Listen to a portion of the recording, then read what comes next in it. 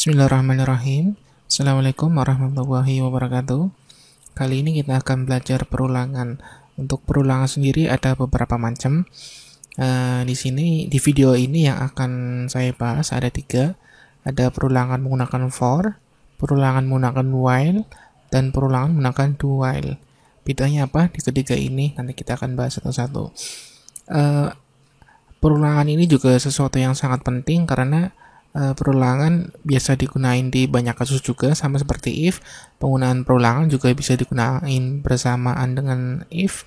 Jadi antara perulangan dan if ini saya tekankan, teman-teman mesti benar-benar paham.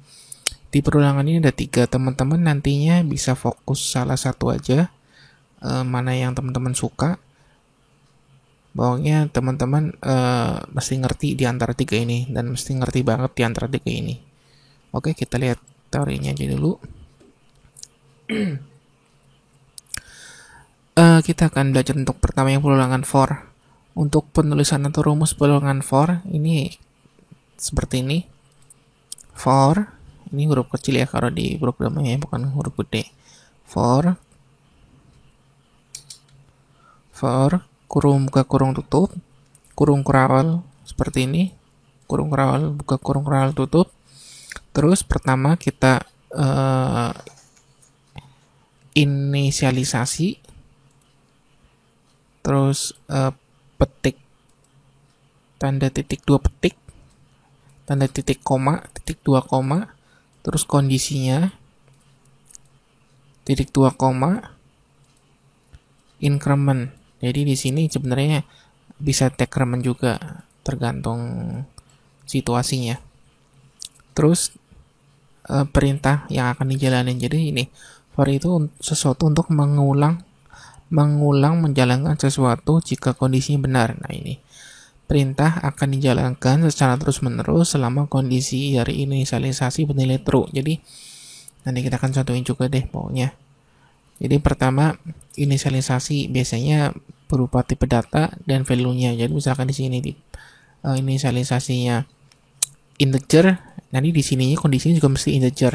Increment-nya juga integer. Kalau di sininya string, ya di sini di kondisi kedua mesti string. Di kondisi ketiga juga mesti sama pokoknya. Tipe datanya nggak boleh beda-beda. Nggak boleh di sini in, di sini char, di sini in, nggak boleh, mesti sama pokoknya. Di antara ketiga statement ini ada inisialisasi, kondisi, dan increment. Nanti pokoknya kita akan praktekin.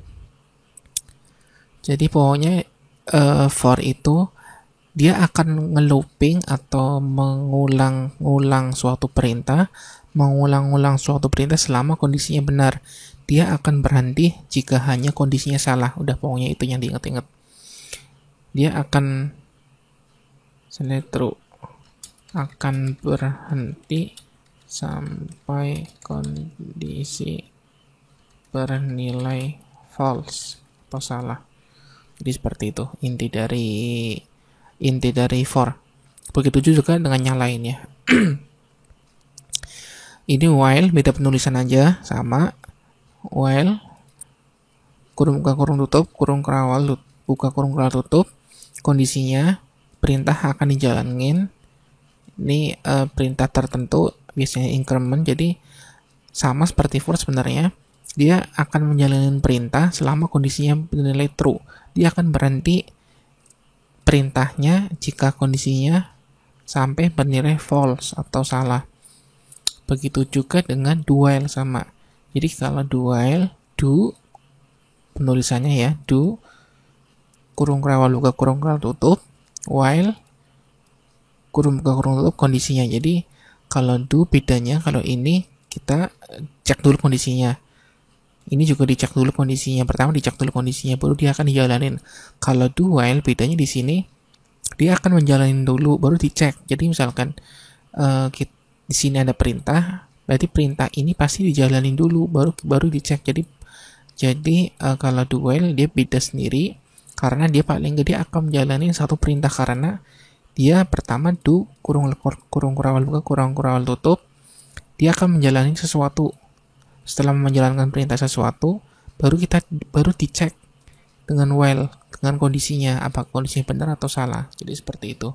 Jadi kalau do, dia paling enggak, walaupun kondisinya salah, dia paling enggak minimal akan menjalankan satu perintah. Oke, biar gak bingung langsung kita praktekin aja. Sekarang kita bikin Java main class belajar perulangan.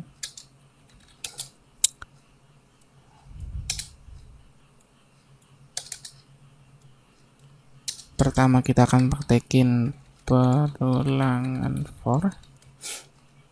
Ingat rumusnya, for kurung buka kurung tutup, kurung kural buka kurung kural tutup, terus perintahnya mau ngapain. Terus ingat di dalam kurung buka kurung tutup, pertama kita mesti inisialisasikan dulu variabelnya. Di sini misalkan saya akan inisialisasi menggunakan integer i sama dengan inisialisasi pertama, i sama dengan 1. Titik 2 seperti ini, titik 2 seperti ini, terus kondisinya, misalkan di sini kondisinya i kurang dari 10, terus increment di kolom ketiganya i plus. Nah, kita coba tes hasilnya. Saya akan mencetak perintah mencetak si i ini dari si 1 ini, kita akan cetak. Kita tes hasilnya 1, 2, 3 sampai 9. Kenapa? Ingat, for ini dia perulangan. Ingat ketentuannya, for perintah akan dijalankan selama kondisinya bernilai true atau bernilai benar. Ini kondisi di kedua ini suatu kondisi. Kita tes inisialisasinya kan i-nya kan 1 pertama. Jadi kita tes 1 kurang dari 10. 1 kurang dari 10 dong, true dong, benar dong. Benar, karena benar dia akan dijalanin. Karena benar dia akan dicetak 1. Ini tadi outputnya 1 dicetak.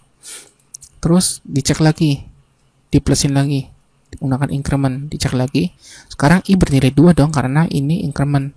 Jadi nilai 1 yang tadinya inisialisasinya 1, sekarang i bernilai 2 karena diincrementin sama ini. Sekarang 2, dicek 2 kurang dari 10, benar dong, true dong. Nah, dia akan dicek lagi karena bernilai true sampai bernilai 9 kurang dari 10, bener dong, 9 tuh lebih kecil dari 10, true. Dan makanya dia akan dicetak 9. Terus kita cek 10 karena 9 diincrement 1 jadi 10. Nah, dicek 10 apakah kurang dari 10? False dong, salah dong, karena 10 itu nilainya sama dengan 10, bukan kurang dari. Karena false maka 10 nggak dicetak. Nah, kalau ini 10 dikasih sama dengan, pasti 10-nya dicetak. Coba tes. Nah, kan 10 dicetak. Karena 10 kurang dari sama dengan 10, benar, makanya dicetak. Tapi kalau 10 kurang dari 10, salah, karena 10 itu harusnya sama dengan 10. Jadi seperti itu. Jadi pokoknya intinya pokoknya intinya perulangan, semua perulangan dia akan mencetak perintah selama kondisinya benar. Dia akan mencetak terus selama kondisinya benar, dan dia akan berhenti hanya jika kondisi tersebut bernilai salah atau false. Jadi seperti itu inti dari for. Terus kita praktekin aja yang inti dari perulangan, bukan for. Jadi semua perulangan seperti itu rumusnya. Intinya dia akan menjalanin perintah selama kondisinya benar, dan dia akan berhenti hanya jika kondisinya salah. Jadi seperti itu. Sekarang kita akan praktekkan yang while. Ingat penulisannya, rumusnya while kurung buka kurung tutup. Sini kondisinya, misalkan di sini saya inisialisasikan integer a, satu inisialisasi awal, while kondisinya A kurang dari 10.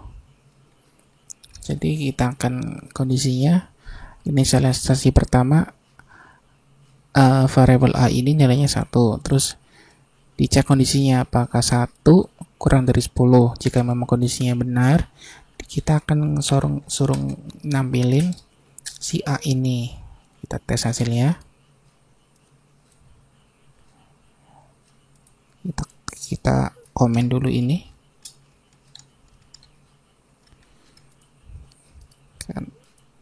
Dia akan cetak 1 terus. Kenapa?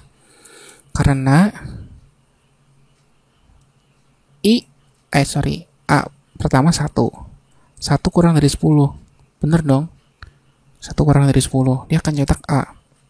Tapi di sini nggak ada perintah incrementnya, atau nggak ada perintah sesuatu untuk supaya si A ini bisa berubah nilainya. Kalau A ini nggak ada perintah lain di sini, dia A ini selalu bernilai 1. Jadi 1 kurang dari 10.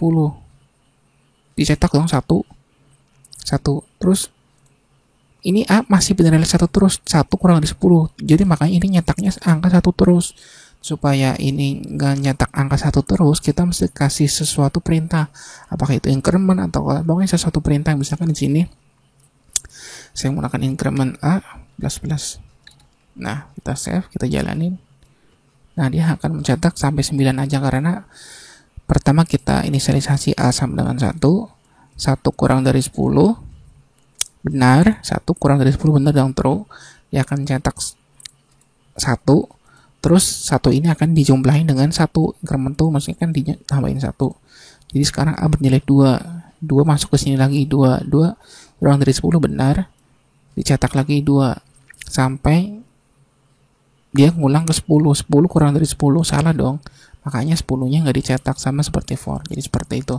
Sini juga nggak usah, maksudnya nggak yang penting di sini suatu perintah, nggak usah increment juga nggak masalah. Misalkan 2 plus 2, jadi seperti ini. Kita tes. Nah, dia cetaknya 1, 3, 5, 7, 9. Karena apa? Dicek A nya 1 pertama kurang dari 10 benar, dicetak 1. Terus 1 ini dijumlahin dengan 2, jadi 3 dong. 3 masuk ke atas lagi, 3 kurang dari 10 benar, berarti cetak 3. Jadi seperti itu, ditambahin 2. Kalau tadi kan increment kan ditambah 1, sekarang perintahnya saya tambahin 2. Kalau misalkan saya tambahin 3, hasilnya pun akan beda lagi. Nah, 14 karena pertama nyetak 1, karena pertama ini nyetak 1 karena 1 kurang dari 10 benar, cetak 1 ditambahin dengan 3, 4 naik lagi, 4 kurang dari 10 benar, karena 4 lebih kecil dari 10, ngeprint si 4-nya. Nah, jadi seperti itu sampai dia bernilai false. Itu seperti itu contoh untuk while. Sekarang kita akan praktekin yang do while. Kita komen aja di sini.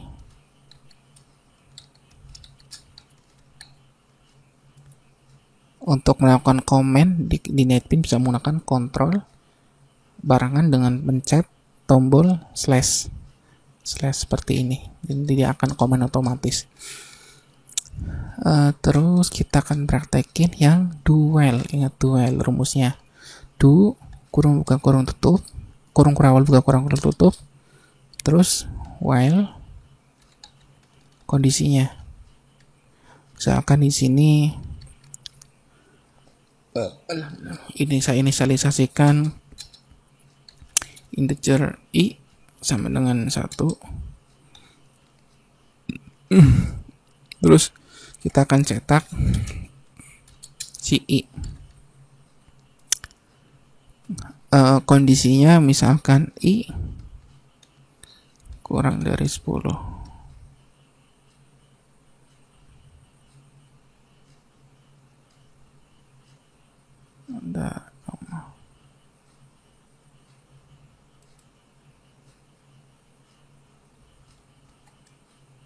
Nah, kita tes.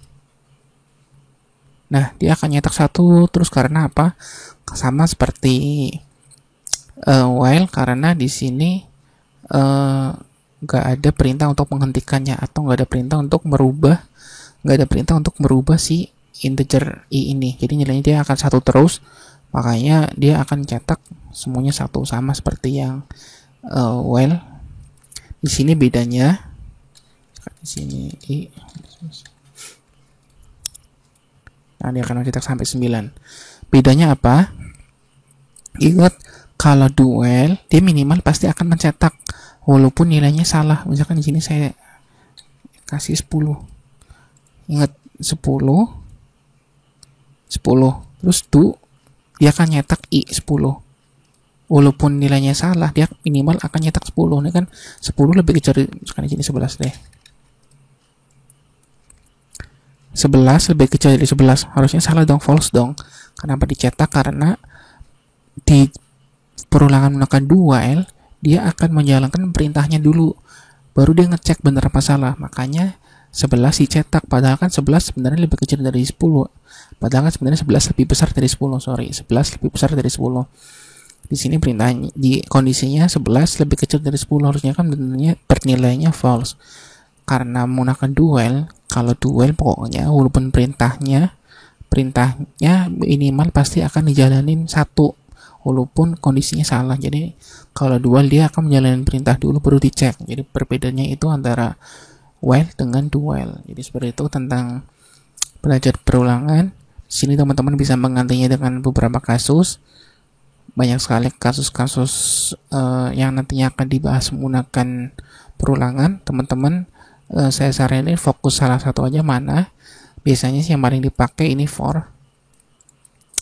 Fokus salah satu aja, nggak usah tiga-tiganya, karena lebih enak fokus salah satu. Jadi teman-teman bisa belajarnya lebih enak, nggak terlalu bingung kalau ada ini do while dan while. Kalau saya biasanya menggunakan for, dan satu lagi nanti video selanjutnya akan dibahas perulangan satu lagi yang sering banget dipakai juga. Oke, sekian, terima kasih, semoga bisa bermanfaat. Assalamualaikum warahmatullahi wabarakatuh.